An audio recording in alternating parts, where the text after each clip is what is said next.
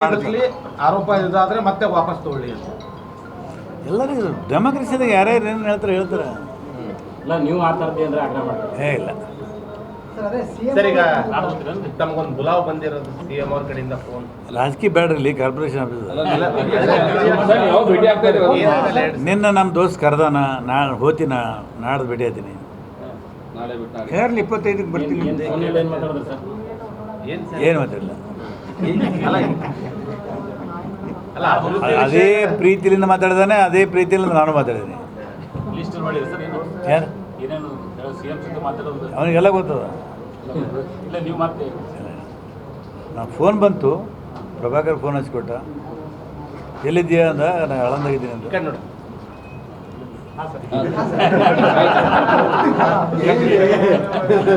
ನಾನು ಅವರು different relation ಅವ. ಅಲ್ಲ ದೋಸ್ತರು ಯಾಕೋ ವೀಕ್ ಆಗ್ತಿದ್ದಾರೆ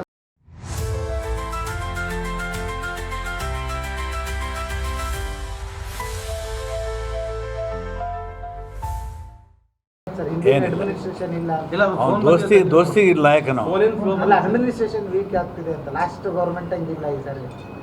ಫೋನಿಂದ ಹೇಳಿ ಯಾವ್ದ್ರಿ?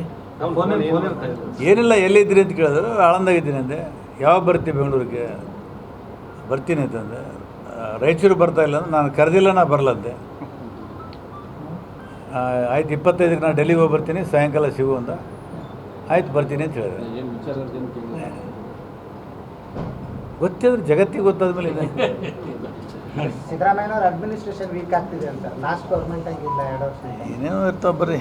ಸರ್ ಈಗ ನೀವು ಏನು ಎಲ್ಲೋ ಒಂದು ಕಡೆ